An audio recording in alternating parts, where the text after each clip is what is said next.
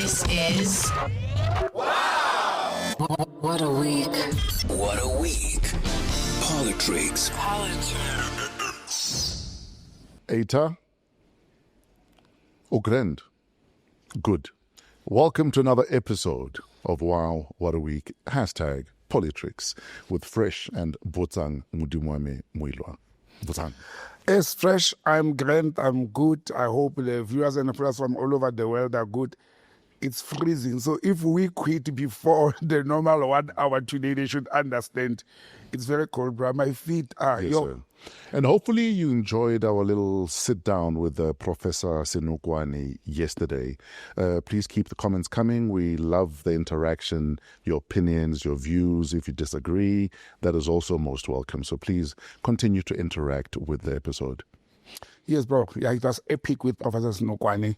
Very informative, and I'm looking forward for such future engagements from other, sectors of life, academics, religious, yes, sir, traditional, and so forth. So, a week ago was Youth Day. Yes, sir. In fact, earlier this week. And quite a few things happened. But one thing that for me was jarring was how there's a focus on KZN. Well, I the focus on KZN. I think the Economic Freedom Fighters had their rally there, their youth rally. Yes. And I've said it after they've lost seats there in the previous elections. They're going to spend more time and focus there to reclaim what they had. I think they were number 3 or 4th party in the province. Do you think with the MK being the force it is in KZN, that any party that lost seats in KZN can get them back? I doubt if they will. I doubt if other parties they will. If they get them, they will be getting those numbers from each other, not from the MKP. Sure. The MKP will grow. So, for example, if DA loses further seats, the ANC and the EFF may benefit from them. Nkata Freedom Party has become a very stable party, political party in South Africa. Not too much growth, but it has shown great in the last 3 elections, including I'm counting in the local government elections. It has shown a growth pattern because of its stability and transition from their traditional late leader Ntate Mangosuthu Buthelezi.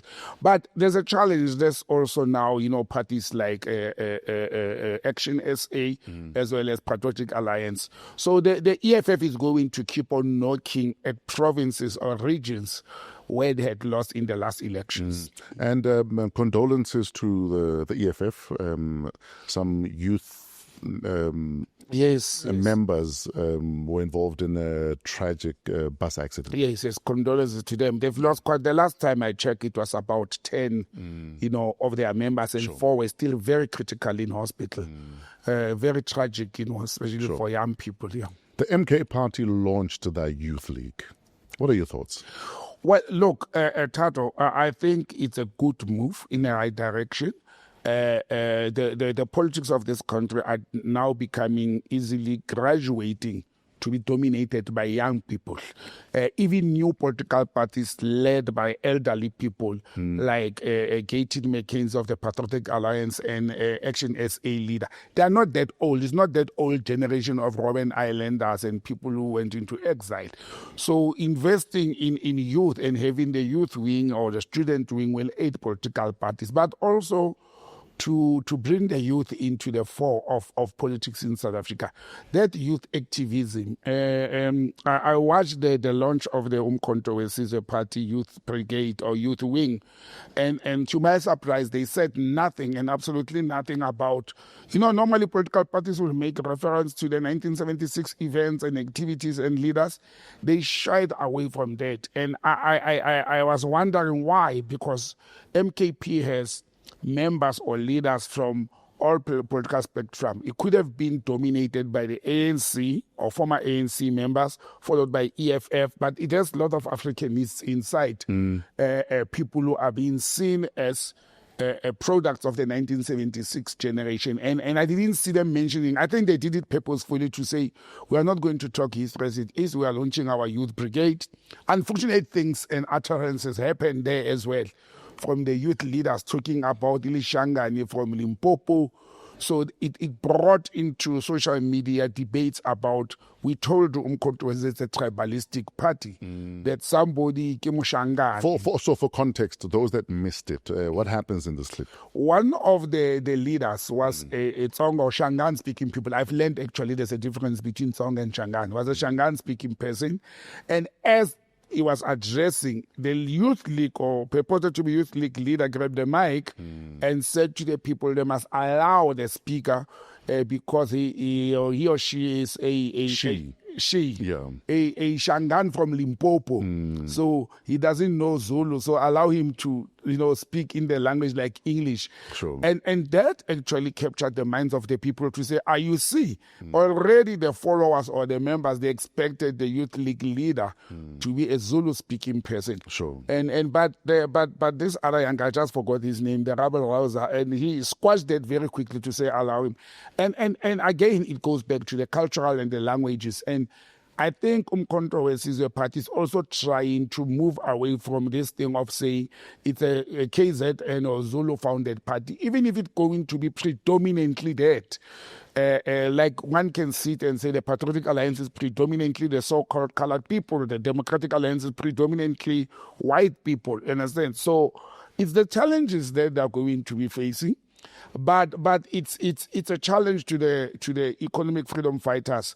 It's going to be a challenge to the ailing or falling apart or failing to rise ANC Youth League. The ANC Youth League, since Malema left, yes, it never raised to the occasion. The EFF was impacted by the departure of Floyd and Mbuyiseni Ndlozi and many others, and it really impacted on them. So Umkhonto is a political party. It's seriously making inroads in areas that they best know that if you have captured the youth of this country, you stand a chance of gaining numbers, in the local government election or national ones. So that, look, I still say political parties are not, they need youth in order to move, but they are not the wagon these days to can drive interests of youth. Sure. I don't think political parties are. They need youth for themselves, for their own selfish and growth and numbers and votes, but I don't think the youth of South Africa will benefit from political parties. You know why also, Fresh? It's because they are divided. If there's a common element or common problem among the youth, lack of education or funding towards education, lack of jobs for graduates, security, social ills like abuse of women and drugs. Those are the first five I can think of. If these are common among youth in South Africa, black, white, colored, Indian, Khoi, San, whatever, why would we have a segmented a youth that are aligned to political parties which have different manifestos and different intentions? South Africa needs a youth movement that is going to focus on youth issues and across the board without being linked to a political party.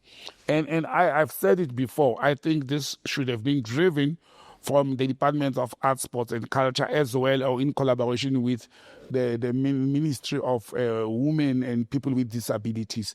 I think those two should be in the forefront of that as government to help youth in general. Sure. And listen to the youth. Political parties will not deliver what the youth want. Absolutely.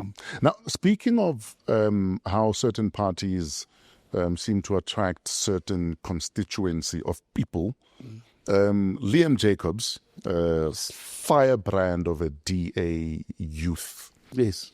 In fact, a lot of his videos of his portfolio committee interrogations have been trending on social media. And Liam Jacobs posted the other day, "I'm finally free and at home." Yes. Because he has defected to the DA. No, to the PA. To the PA from the DA. Yes. Look, if you recall, before that, the PA leader, Minister Gayton McKenzie, yes, tweeted, and what is the English word? He gave... He alluded. He hinted. He hinted. That's the word I wanted. He hinted. Why is my English escaping today? He hinted. It's not your English. It is the Queen's English. Okay, but okay, the little I have. Yes. He hinted that this Mr. Jacobs is maybe coming in. He didn't say it openly, but Didn't you say welcome home? Yes, welcome home. But you know what captured me? Yes. Is I am finally free now. What does it say about young black people in the Democratic Alliance? Because every time they step out, he is the first one to boldly say it. But if you look at even the lady they sent to the US to study, even Musi Maimani, they have also said words that shows like they were cocooned somewhere. They were not allowed to be themselves. The Democratic Alliance, it's not what it says out there and what they thought it was. But he said it blatantly to say, I'm free now. Free from what? Understand? That From feeling like an imposter. I've said all along, political parties have their histories. And if you don't look at the history of all political parties to say where does this political party come from, the Democratic Alliance during the apartheid era was there at some stage led by the late Helen Suzman it was actually the Democratic Party even at the time, or something like that. But then it transformed to be the DA, after it merged with the New National Party. If you remember, the New National Party dissolved and most of its leaders moved to the Democratic Party. It will still be... No, Helen Suzman was Progressive Party. Oh, was a Progressive Party? Yes, sir. Oh, okay, thanks for the correction. But the DA is not new in South African politics. It has been existing. Sure. Now, them transforming, at some stage they targeted the so-called colored community, particularly in the Western Cape. And that's why most of colored people who felt marginalized and isolated and not accommodated within the African National Congress, they sought a home in the DA. Sure. And the DA managed to get a stronghold. But over the years, both the ANC and the DA lost in the colored community. So this, Mr. Jacobs, it doesn't come as a surprise because if you look at the policy changes and the language that the Democratic Alliance is using these days, being anti-BEE, being anti-labor transformation and policies, taking the same GNU that they belong to court on several cases and legislative challenges, some of their black members will take offense on that. Because, the DA's position on a lot of issues is right up there with someone saying, I don't see color. Yes. Because if you don't see color, I think it's problematic. Because you need to see color in order to understand the nuances that come with being a black person, trying to get into corporate South Africa, even when you're qualified. So you have to see color in order for us to address all of the imbalances of the past. That's what I wanted to say. So to simply say we just look at merit, sorry, that's not good enough. So you can't look only at merit when other people started on a better point. And no one is saying appoint people who are not qualified. Yes. But if there's Botsang and there's Jacques, they're both equally qualified. Botsang surely ought to get the leg up over Jacques in order to address the imbalances of the past. And that's the only way. Apartheid system or whatever had its doctrine on race, on color. Sure. And we are not reversing or talking about reversing apartheid. We are talking about addressing the imbalances that were created by the apartheid system. Absolutely. And you can't be colorblind when it comes to that. To transform any measure of transformation, it has to be done within the legal parameters. It has to be just. It has to be fair. And people who are saying the black or broad-based black economic empowerment or whatever it's called, it's unjust because it's racially based. It's not. It's a tool that was intended to be used to address those imbalances. Even if you can say, let it arrive at the demographics without dominating the minority, because our constitution protects the minority rights. But when you look at the population dynamics and demographics, we have to accept as a so-called white political party like the DHA, you'll keep on losing votes, supporters, and key members who are people of color because you don't want to transform. At the rate the PA are going, do you think they're going to start eating into DA votes in the Western Cape? I think so, Tato, especially in the absence of the ANC fixing itself. Because if the ANC would have fixed itself in Yeah, Western but they Cape, brought back, what's her name? Leanne, the lady who spoke about last week, I don't think it's going to make an impact. I think the Patriotic Alliance is going to make inroads and impact at what used to be predominantly DA hold areas, not only with the colored community. Sure. I'm looking at the so-called Indian community in the KZN, and I'm looking at both Indian and colored communities in Gauteng itself. Gauteng is a different ball game, but I think the Patriotic Alliance will grow in Gauteng. I see them as the political party that is going to challenge the EFF and the IFP with the numbers. I still say the economic freedom fighters will actually stabilize or drop. I don't see them growing in the entire nation. They will remain where they are at 9 point something, or dropping because of the rise of the Patriotic Alliance as well as Action SA, but more of the Patriotic Alliance and BOSA. These parties, PA, BOSA of Musi Maimane and Action SA, they are appealing more to young people than the old former liberation movements. They are appealing more to where the EFF had stabilized and gained, support and there's so many people who are not members of the EFF but subscribe to EFF as the alternative because it was a vibrant alternative at some stage.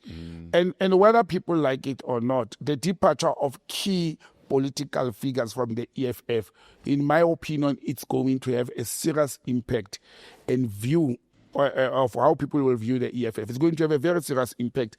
Some of those who have left the EFF, like Dr. Mbuyiseni Ndlozi, may not be pronouncing or being associated with any political party. But come closer to the elections, politicians are always politicians. He will pronounce, and that will sway a few votes. The situation of Floyd Shivambu, having moved to MK, and his future is also looking bleak there, you earlier. That was, in fact, my next question, but carry on before. You earlier on mentioned about controversies announcing the activities on New Day. 2 weeks have passed since he was removed as a Secretary General. And we were told he is going to Parliament. You know what's confusing, though?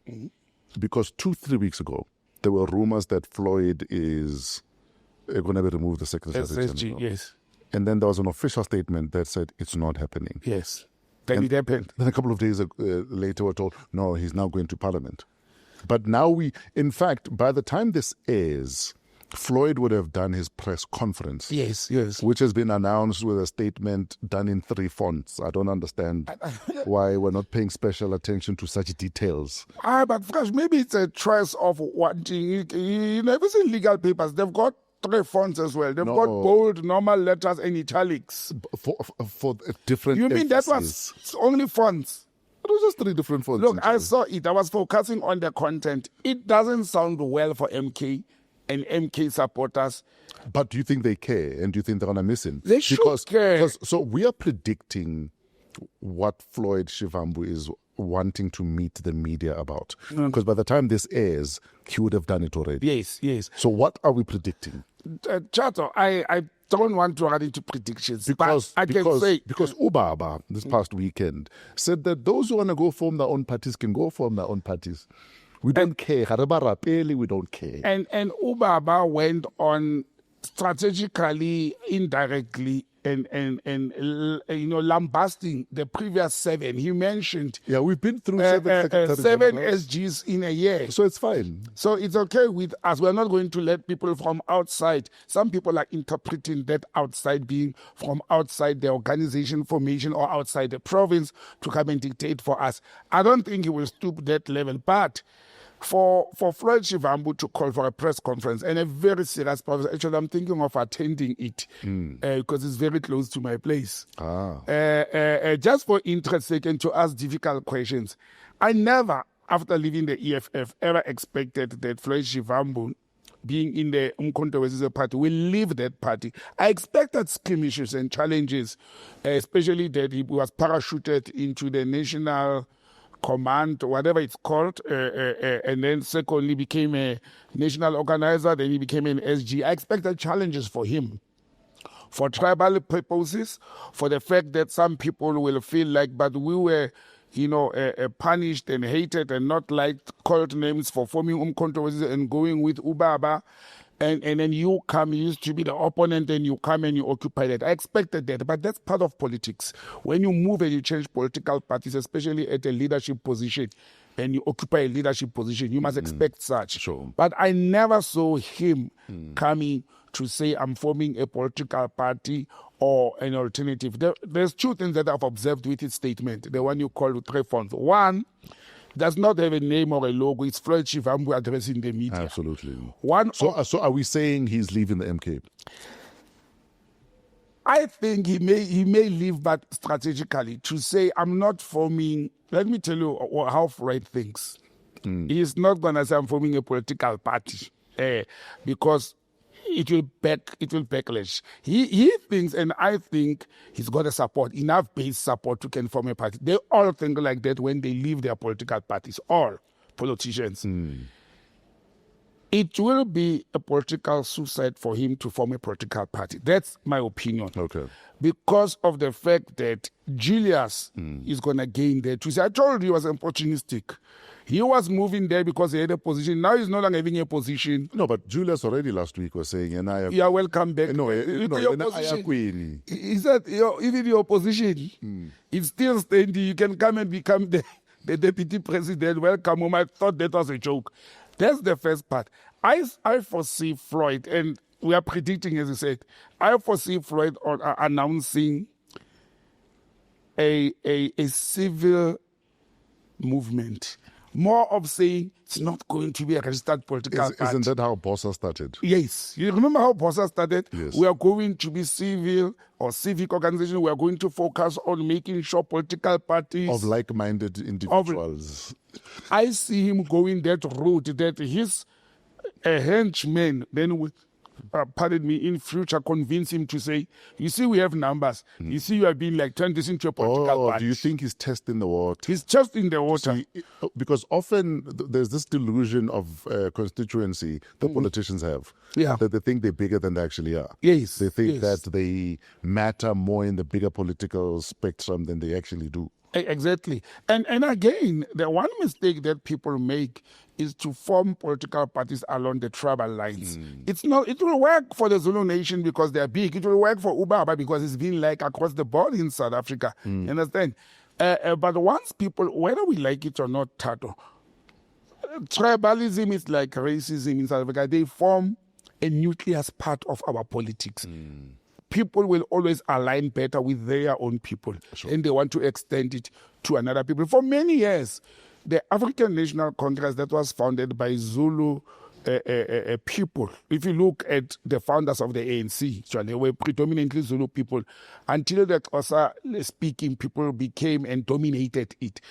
Going to 1994 or in the 90s, the ANC was seen as a predominantly Xhosa-dominated political party. Even if you look at debating being moved from one hand to another, until the 100% Zulu boy, within themselves, when Zuma came in, they even printed T-shirts of 100% Zulu boy. So Floyd must not make that mistake. I initially thought the delay of announcing in Parliament is because to be announced as an MP, you don't say it today and it happens tomorrow. Sure. There's processes as well. Parliament, what do they call it when they sign in or sworn in to sign in as an MP? It's a process. I thought that is the delay. But when people say there is no nomination, Parliament hasn't been informed of Floyd going to Parliament, it shows that he's not there. And Duduzile Zuma tweeted a week ago to say, actually, nobody's going to go into Parliament like this. But you see, that's also very bad. Because what it does is it confirms what the doomsayers or the naysayers... That it's a family business. That it's a family business and Duduzile has power over whatever happens there and Baba listens to him. I don't think it's very healthy for the organization if that is happening. Yeah, because you should be advised to sometimes stay out of some of these skirmishes. Stay out of this. Stay out of this. Because optics are everything. Exactly. Now, again, with this press conference coming after we are recording, I think he's going to make shocking announcements. I think he's forming a party. Well, we'll see, my brother. I think he's going to form a dialogue like Botsang, not a political party. I think he's forming a party and he'll have 2 or 3 other big names next to him, is what I believe. If he's forming a party, he will have quite a number of big names, especially from, I know one person that I spoke to that writes and says a lot about Floyd and how Floyd is going to tend and shock many. I know one person, Matake, and I won't be surprised to see Matake as part of whatever Floyd Shivambu is forming. I could even be as bold as to say, we will see. Maybe even Ace Magashule will be there with Floyd.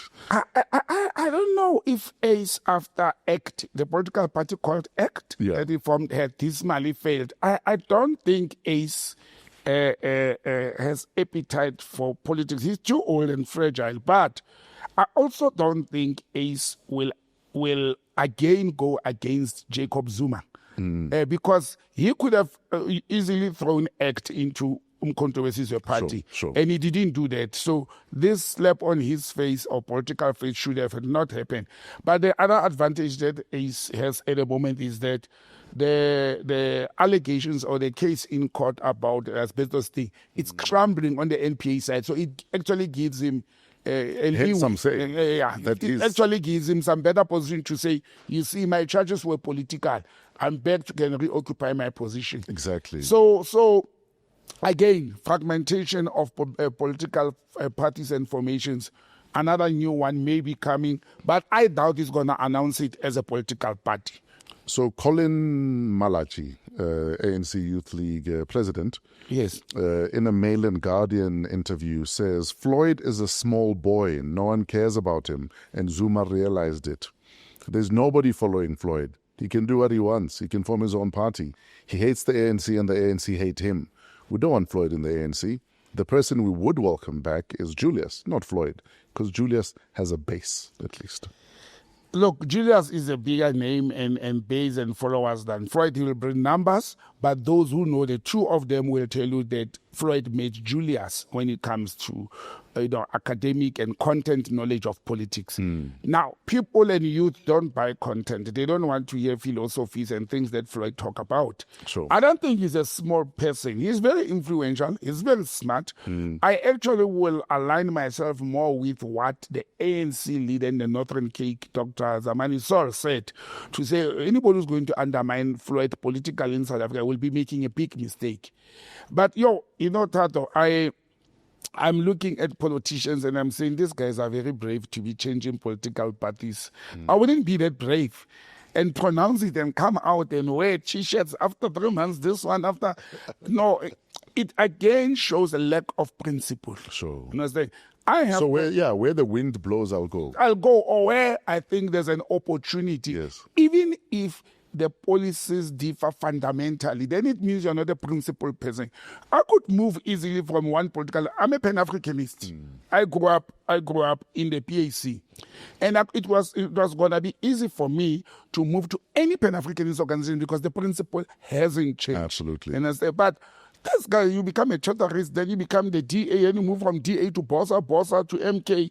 What is going on? And it's a problem when people take politics as a career. I was going to say, if career politicians do not have the courage of their convictions when it comes to what they stand for, why should we care about the party manifesto? Exactly. How are we going to convince? And this is the conversation I've had. Because you don't care about the party manifesto. Yes. If you did, you'd stand by it because that's your Bible. Exactly. But now there's a new political party with a different Bible that you are singing from.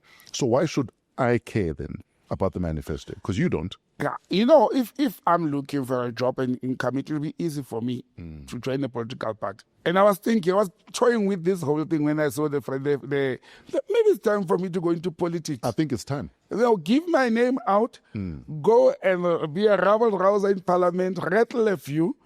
And then I was thinking, but which one will give me income and stability and logic? Trust me, it's the parties that I don't want to belong to. Yeah, but Yeah. If I have to think, do you want to eat or not, my man? yeah, do I want to eat or not? If I think I want to eat, I know which political party I can join. So let's go. Then I'll eat. I'm telling you, I'll come out with a very influential position. Yeah. I'll write papers for them, and you will see me wearing some green and white T-shirt, and then you'll know that I'm eating. I'm there to eat. Absolutely. But principle is still Geja principle. Principle doesn't pay rent, man. Yeah. So maybe it's time to look in the mirror and say, what do you want? Let me just let winter pass and grow my hair back. Sure. Higher Education Minister Dr. Nkabani is back in the news. Yes. She was in the news for the wrong reasons, speaking to the parliamentary committee while she was eating. It was not eating that fresh, it was chewing. And now for me, the disappointment was in her saying, I think she tweeted it on X, that we were allowed food in the committee.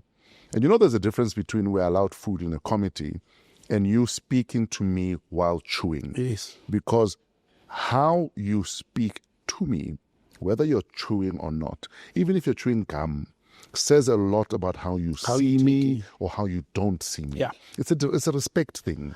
You can't hide behind, we were told we can have food. Yes, you can have food. I can sit and have food with my kids.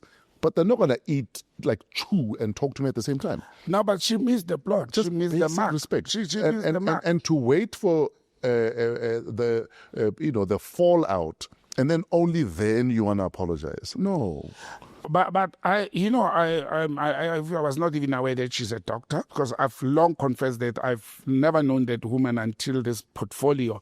And also to stand up, I think to become a minister, she must have been a member of provincial legislature or national legislature at some stage somewhere. So she should be used to the etiquette. Some etiquettes, they are not political. You don't learn them. You are born. You grow up with them. A lot of how you should treat other people is the foundation that you were raised with. Exactly. Stop. So man. for me, the Minister of Higher Education is high above people. She's on a high horse, and that's the first part.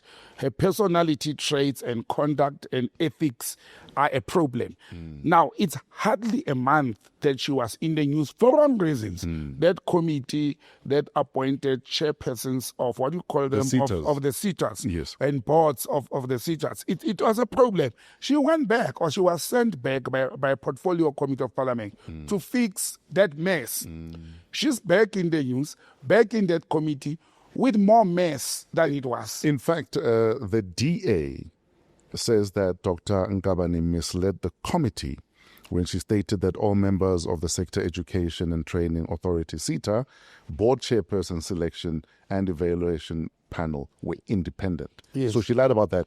Yeah, and look, they've got the facts. The Democratic Alliance has listed the facts, and one of those, the panelists, that actually not even one, the chairperson of that panel or that committee, is the famous advocate Mutau. Remember, Sure. Advocate Mutau is the gentleman who did the investigation for the VBS case, one of the prominent lawyers in the country.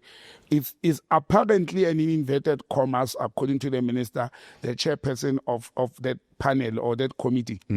Advocate Mutau himself was on Talk Radio 702 with Nzimande and then Mismanagement, and said he actually wrote to the minister to excuse himself because he was not available. That's the first part. The second part, he never even attended one meeting of that committee that made a selection or interviewed those chairpersons. This is the second time. Now, the DA, they are not saying he misled. They're actually saying they're taking her to the Parliamentary Ethics Committee to say she didn't just mislead, she lied. She lied, yes. She lied, understand? That's why they're going to the Ethics Committee.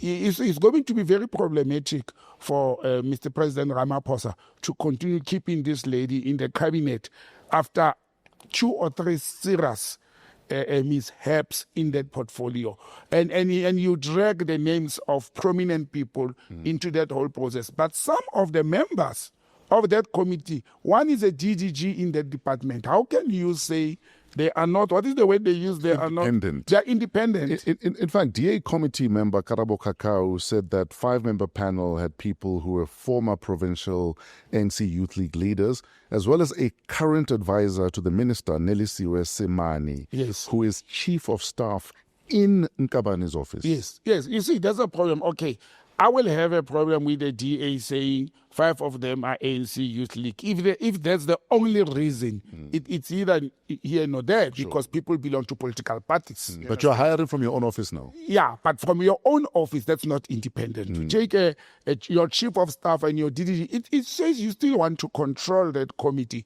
The DA has went further to say, again, some of those people there are belonging to the Gwede Mantase faction in the ANC. You know, Gwede is in charge of that.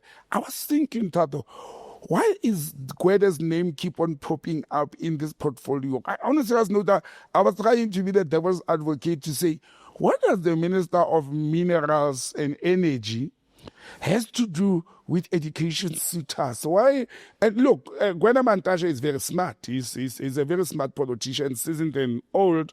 But I can't figure out why is his name keep on popping up, despite the fact that he's a chairperson of the ANC. And I was thinking maybe he's preparing these youngsters for his campaign to be an ANC leader. But it is Gwede Mantashe who has announced that after this term, after this administration, he's leaving politics.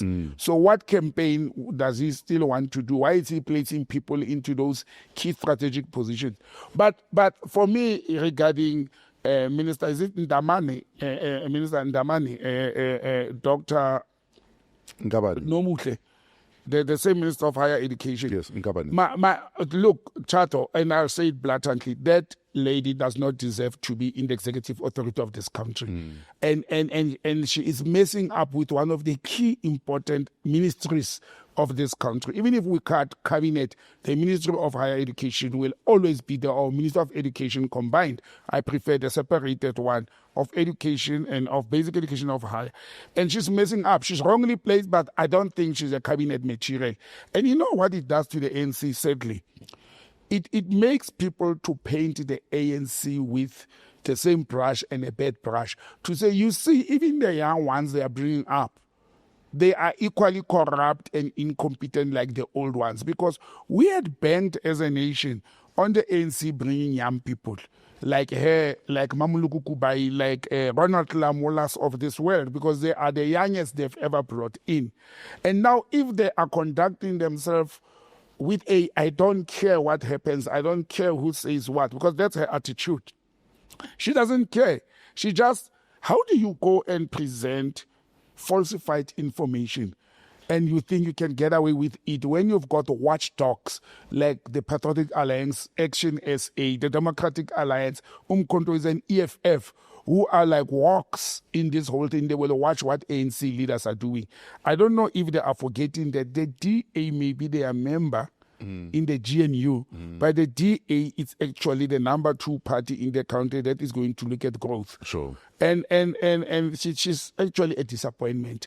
And it now makes people to paint young ministers, the Thembisi Melanis and others of the ANC, who are trying their level best to perform and serve the people.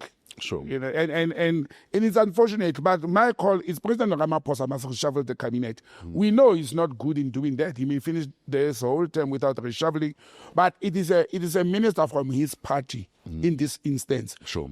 The ANC is talking about renewal and rebuilding and refurbishing itself. With this kind of leaders, I don't see them winning that battle. And you know, one thing that a lot of our comrades have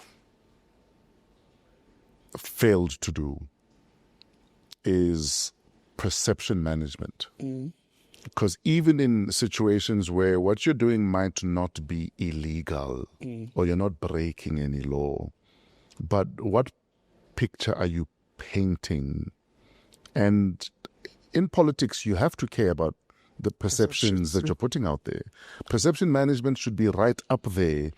That should be the lens from which you see some of your decisions. Yes. So that you're not seen as arrogant or you couldn't be bothered. Yes. It is so important. But it's almost like a lot of politicians refuse to learn the importance of managing perceptions. And it's very important because that's what lingers in our heads. When people talk today about, that means I didn't know she was a doctor. I never knew her name.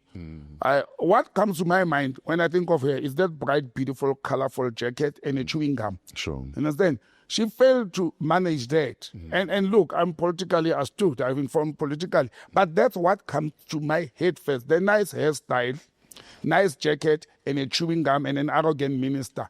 I'm not sitting here and thinking of the content of her work and things that she has done. It's a year now. The GNU, it's a year old. Things that she has done that had caused a paradigm shift in a higher education process. I can't even think of one. I never knew her until this. And that's the picture of her that I have. Now you have tried twice to mislead, or you have successfully misled Parliament and lied to Parliament or to a committee of Parliament about the work, the content. You know who would have said these things of the dress code and the chewing gum, and it's personal. Let's focus on the good work she is doing. And there's no good work. That actually makes the situation worse because there is not even a good work.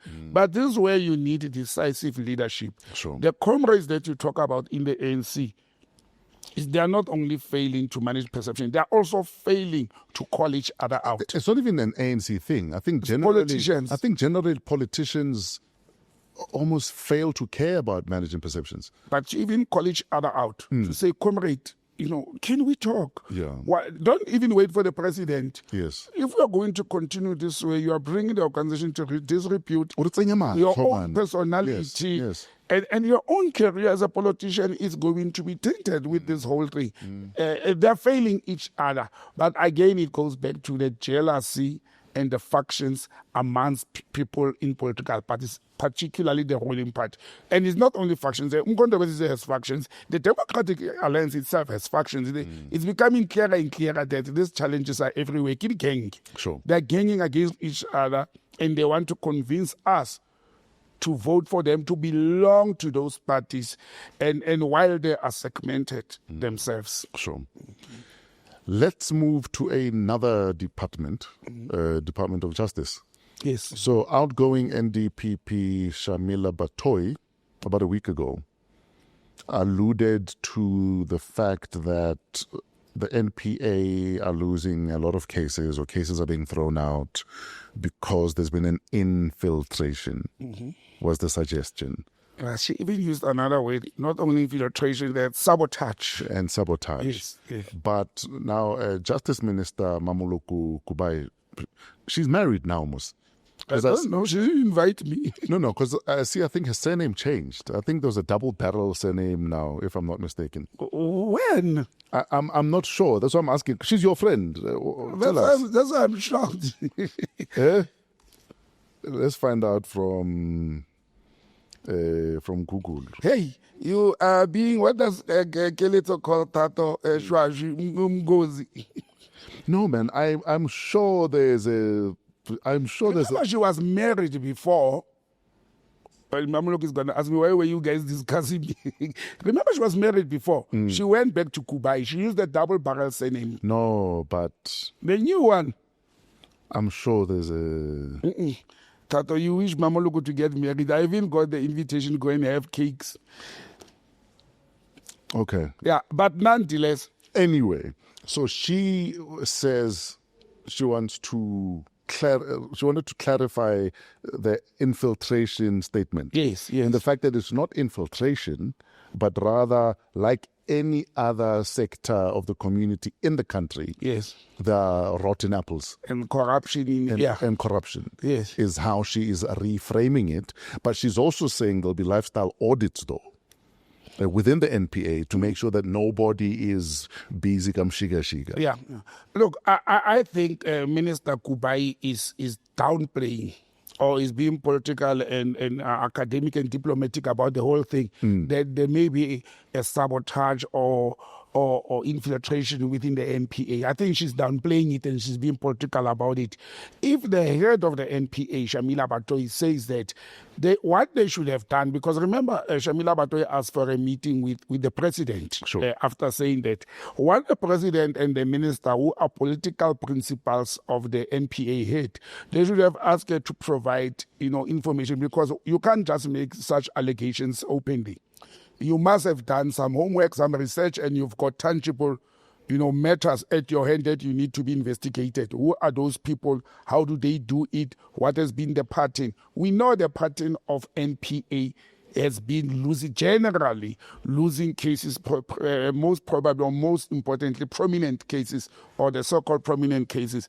But to make such a statement, and I think they are cushioning her. I don't think they want to actually expose the actual rot there, because I think it may have very serious political impact. But what has happened also is, you mentioned in your opening statement regarding this department, Justice and its agency, NPA, that the outgoing. I don't think Jamila Batoyi is outgoing despite the outcry. Her position, she's left, or her contract is left with 5 months now.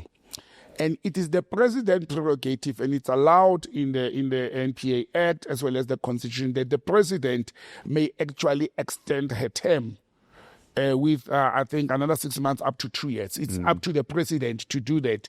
And with President Ramaphosa, silent diplomacy and governance issues when it comes to strategic positions. I see President Ramaphosa extending Jamila Batoyi and say, go and clean up your mess so that you must live with a good name. And I'll tell you why I'm saying that.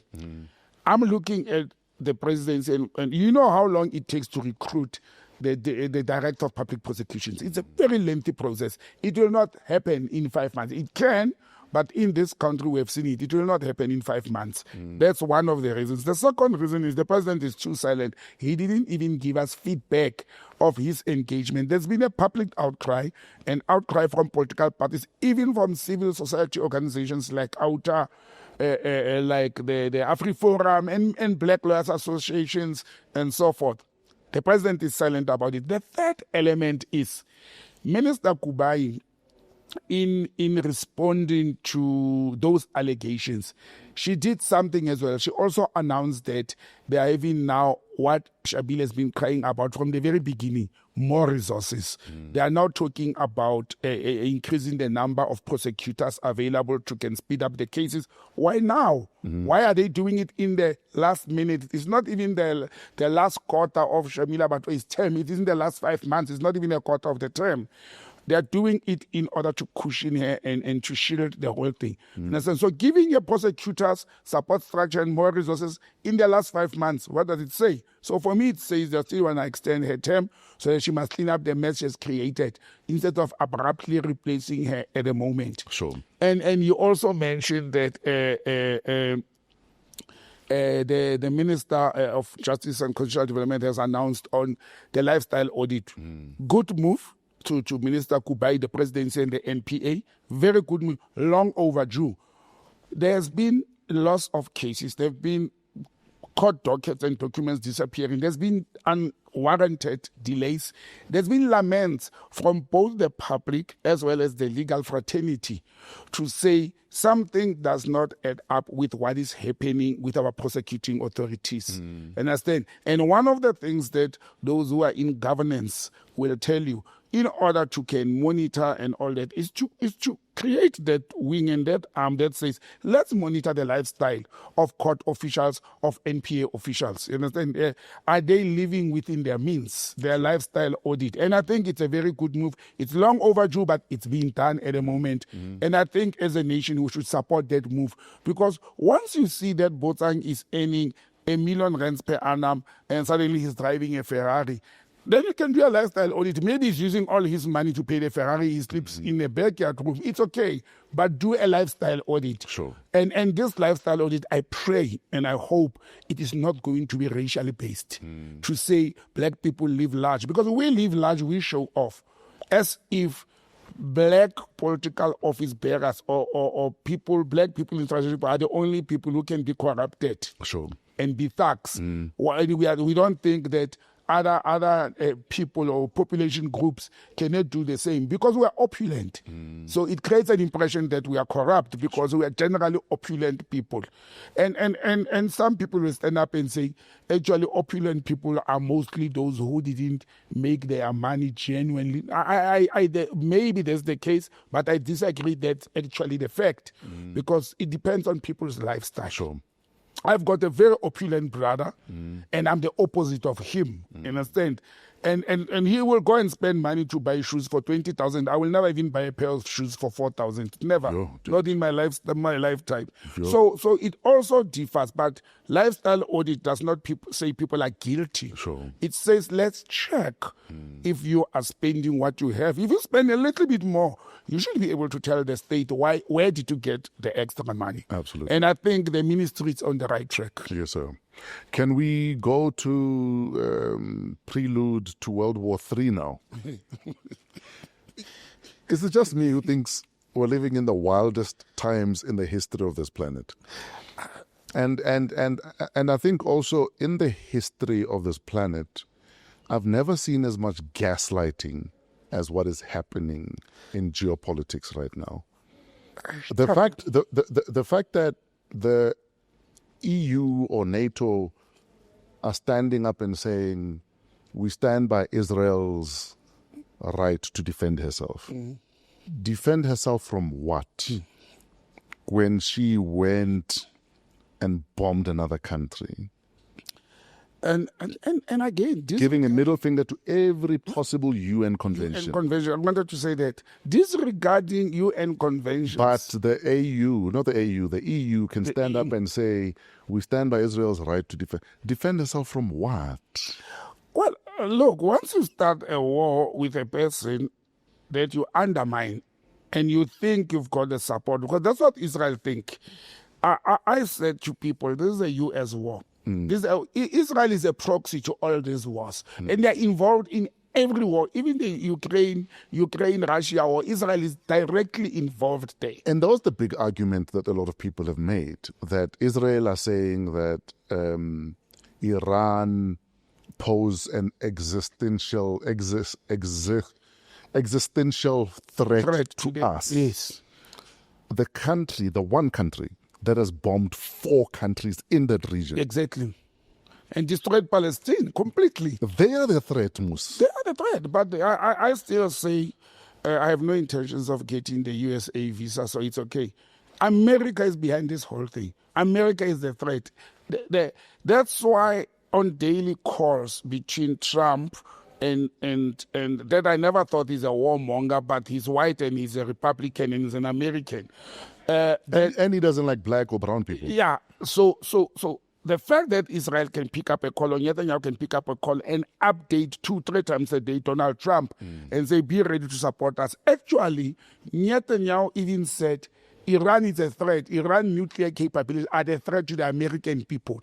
You understand? Why is he speaking on behalf of the American people at the moment? Yes. But the UK, despite the EU, remember the UK is not part of the EU after Brexit, whatever. Or was it Brexit? Brexit was to say, do we want to join them or not? Which one was the currency thing? What is that? Brexit, yes. That's Brexit, yes. The UK were the first, before even the US. Trump played it nice to say, they actually contradicted each other at the beginning of this last weekend. The US, through the Secretary of Foreign Affairs and the Secretary of Defense, said, no, we never support. We told Israel not to do it. Trump supported them. 2 days down the line, Israel came and said, no, this was done with well blessings of the USA. Again, we may find a situation, Tato, where Iran is bombed and destroyed. And I think that's what they are going to do. That's the plan. They are going to do what they did with Libya. They're going to do what they did with Iraq to test if actually there's nuclear warheads in Iran. On paper, they may be there. On paper, Iran may be producing more nuclear hits than what the West is happy about or agreed to. But Iran never started a war with any of those countries. Even during the 10-year-old Iraq-Iran war, it was the USA that created Saddam Hussein and made Iraq to attack Iran for 8 to 10 years. And Iran never started this. And I'm sitting here and saying, but if Iran is so feared and they're under so much attack, why are they letting Israel and the USA and others to do that if they've got capabilities? So they would have used them by now. They would have used them by now. If my kids if my house, homestead, is under attack, my dogs, my cockroaches, my kids, my woman, everything in that house will look at me and say, you have been saying you have guns and knives and sword, you've got nuclear bombs in the house, you have to protect us. And you defend them in that instance. And you know the biggest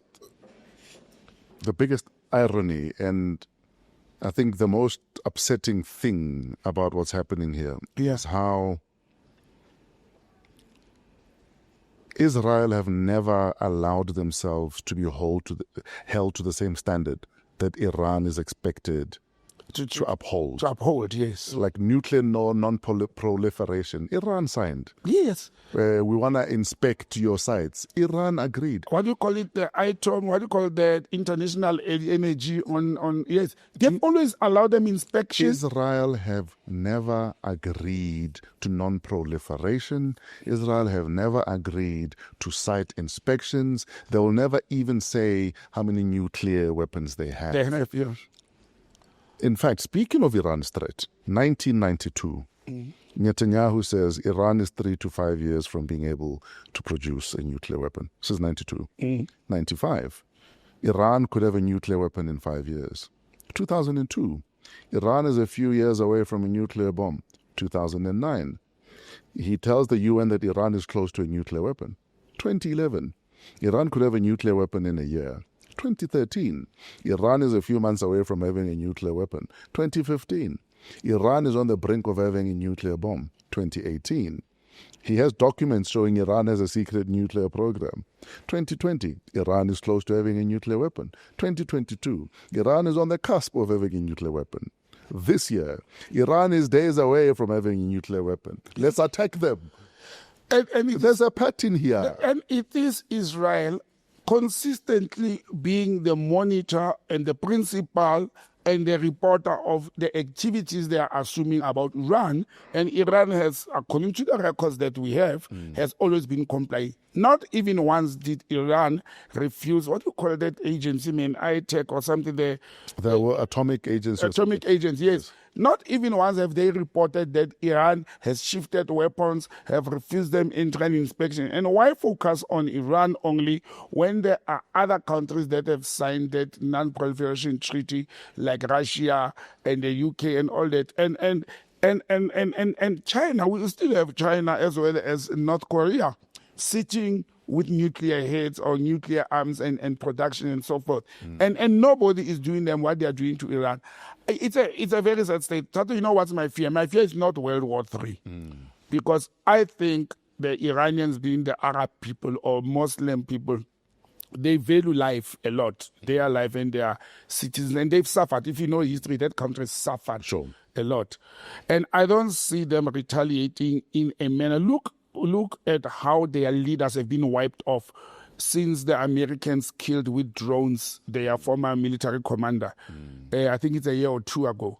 And then came the situation of as recent as last weekend. They wiped off their creme de la creme of the military command, including scientists including the chief nuclear negotiator. Yes. Who was supposed to be a part of the talks this week.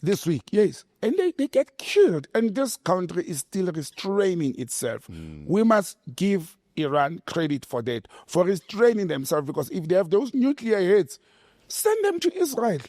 Wipe Israel off. Unfortunately, this Jews or the Zionists, actually not even Jews, Zionist people, if they go down, they will go down with the Palestinian people since they are occupying the Palestinian land. Understand?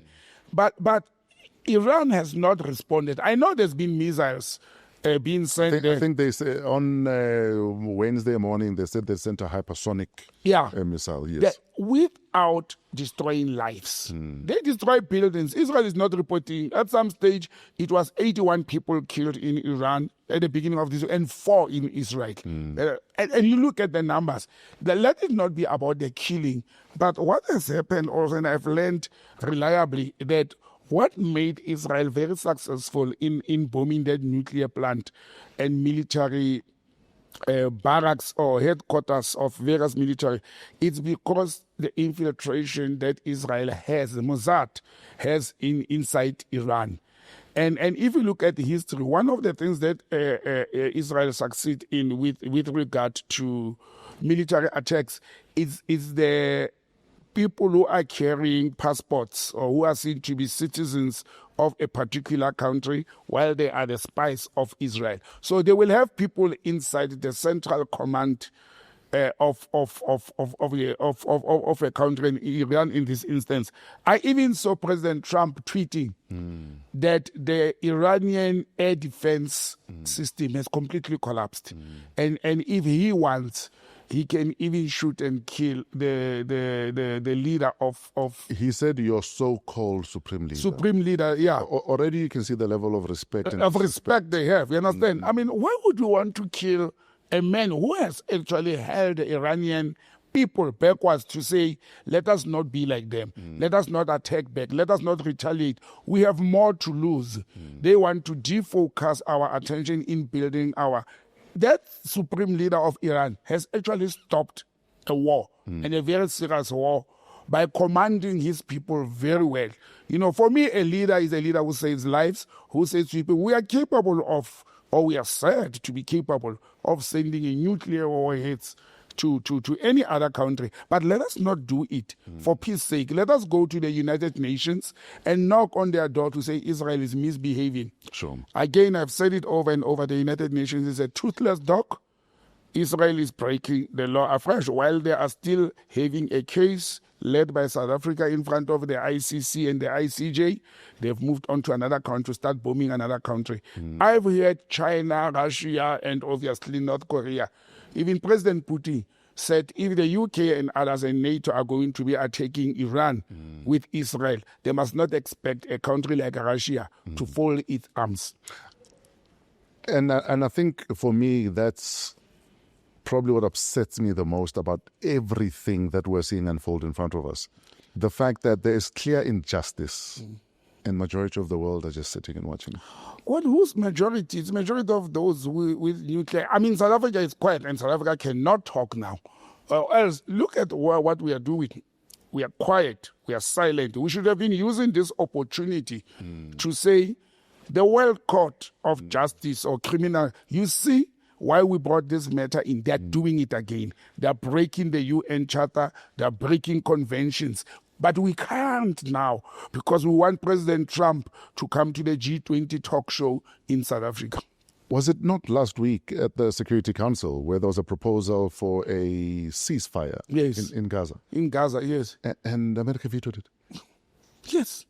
The U.S. itself vetoed it, yes. And you know that it's not the number, it's you need all members. Yes.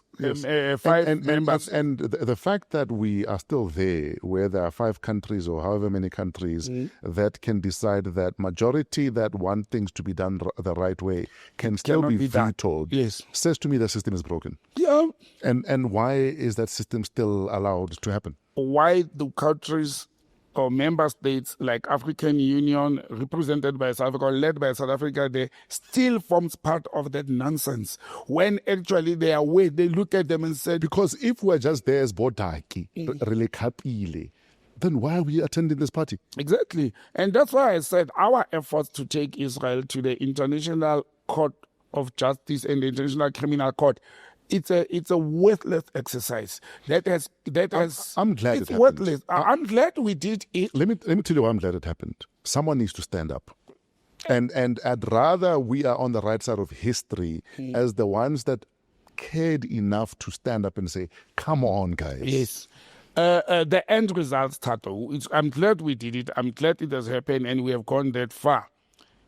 But I'm saying to the people, it will bear no fruit except history, except on record that South Africa was the only country, this tiny little country without arms that cannot even fight a Lesotho, militarily stood up against the giant called Israel. Yes, on record, on paper, we did that.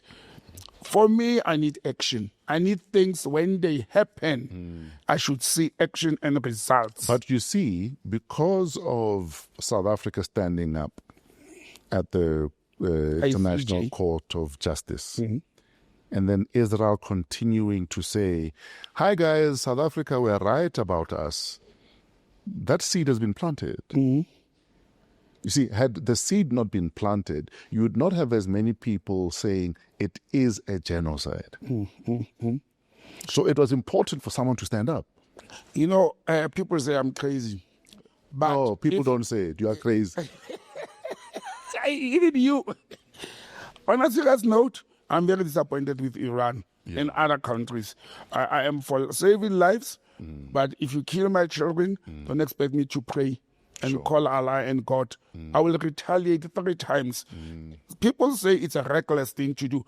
What can be more reckless? We have seen what Israel is capable of doing. And they're going to do it anyway. And they're going to do it whether anyway. or not you retaliate, they're going to do it They're anyway. going to do it. They're going to bomb Iran. Dude, you were chilling in your back room and they said, we don't feel safe with you chilling in your back room, so we're going to attack you. Yeah, stop chilling in your back room. Go in your front room so that we can see you and what you do every day. In your own space. I refuse. And you are a nuclear country. And are we afraid that America will enter the war? Are we afraid of Third World War? The fact that you have been manufacturing weapons, all of them, including Iran, including my favorite mother, Russia, and whoever, the fact that they have been producing nuclear weapons, it means they intend to use them at some stage in life. Otherwise, or when the need comes, you understand? Or when the need comes. And I'm saying, I don't think Iranian military generals or supreme leader would be reckless if they use their weapons because there's a need now. They didn't start any war. They didn't threaten anybody. They didn't attack anybody.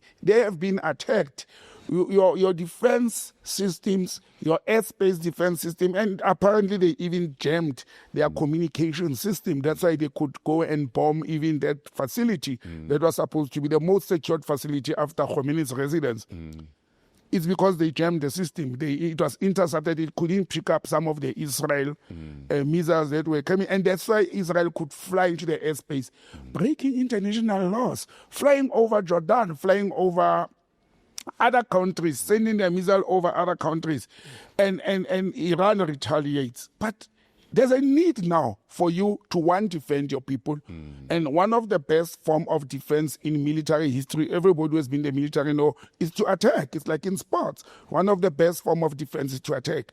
Why is Iran still playing Mickey Mouse games with Israel? It doesn't make military sense to me. Are you saying Iran should go all out because they're damned if they do, they're damned if they don't? Wipe them off before they come for you. Remove them from the system. You know what they're capable of doing. They've done it before. They've supported Iraq against you before. They've wiped off Palestine. They're involved in attacking Jordan, Yemen and Syria. Syria. That's actually they've done the worst to Syria. Syria has been in a war that is not as reported as others for over 20 years. And it's Israel in the forefront, supported by the Americans.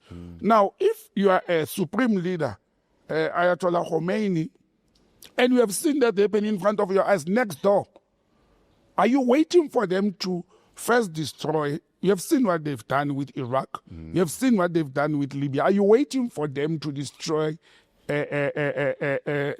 your country, then you'll start fighting when it's too late? That's not a good military strategy. But the other sad part is the Arab League. Did you notice what happened there, Tatu? Israel and Iran, they need at least 4 countries, airspaces, to attack each other. Yes. Israel used the airspace of those 4 countries to attack Iran. Only when Iran retaliated, those 4 Arab countries, they started saying, stop using our airspace. Now, Iran is a member of the Arab League. and they are quiet about it. Only when they rise to say, stop checking our airspace. I am glad we are at the far south of the planet. And scientists have said if there's an outbreak of a war, if there's fallout, we'll be less affected. If it's fallout, you are safest in Namibia, Botswana, and I think in the South Pole. In the South Pole, yes. Those are the three safest. Yeah, I don't know if there's a fallout. I've heard that, I've read about that. I hope it is the truth. Let these people who colonized Africa, who killed Africans, who messed us until today, let them kill each other and leave us in peace. We already have enough problems. We are killing each other in the DRC, in Sudan, and everywhere else. We are doing it. Let them kill each other. Let them use those. They made us to neutralize our nuclear capabilities as a country. Pelindaba is dead. It's a museum now. Kuber and others. Let them shoot each other with those missiles, kill each other. AU must remain toothless as they've been, and let's watch them. For me, that's the only thing we can wish for as a nation. As long as they do it up there north, we are granting them homophats. And as long as global wind patterns don't change all of a sudden. Yeah. As we also have global warming. Yeah, global warming and cold and it's too hot and all that. And we hope these missiles, they don't get misdirected, some say, to be sent to Israel, and then they change direction by some bad luck because the dark continent is bad luck and they land somewhere in Africa. I say, believe, let them go somewhere. I don't think there will be a World War III. I don't think they are that stupid. I think they are sick, but I don't think they are stupid, all of them. I don't think they know there's more to lose than them engaging in a nuclear war. Sure. And I'm banking on that. And on that note, we're done. Thanks, brother, man. Because you're throwing bombs now. Let's. What else do we have? I come in peace. But what else do we have? We have nothing else to wish that when they kill each other, they must leave us out. That's all we have. We can't defend ourselves. We can't even tell them stop. We have tried. All I'm saying is the current global system, the United Nations Security Council, all of it is a farce. It is broken. And I look forward to nations that one day stand up and say, you know what? We don't want to be a part of this party anymore. Yeah. We will form our own. We will do things our own way. If you guys want to play with us, we can meet at the playground and have a play date. But we're here now. We're here, yeah. I look forward to enough leaders having enough balls to say it's okay now. That's what I pray for. Because ultimately everything that happens within the Security Council is about those nations with veto power and no one else. Everyone else is just a pawn. Everyone else is really happy. But why why do you agree? Why do Africans and some Asian countries and Latinos, why do they agree to that? Because they rata company ya bona. Aye, man. Rata dikolo tsa bona. We even speak the languages. Anyway, Tato, thanks, my brother. Yo. Where do we find you online? botsangm@gmail.com and at botsangm on social media handles, and then 083-884-7787 on WhatsApp. Yes, sir. Thank you for tuning in. Thank you for hanging out with us. Thank you for being a part of #PoliTricks on Wow, What a Week. We're coming to you from AMP Studios, downtown Johannesburg. We're part of the Africa Podcast Network. Email waw@africapodcastnetwork.com. Shout out Trevor and his crew for all of the cinematography. They are Pezulu Works. If you need your wedding covered this coming festive season, look for Pezulu Works. They will turn your wedding into an after movie like you've never seen before. Shout out to Keletso Modisakeng. She is our executive producer, and to YBF for all of our social media. Until next week, remember, Iran started no war, and have a great week in spite of yourselves.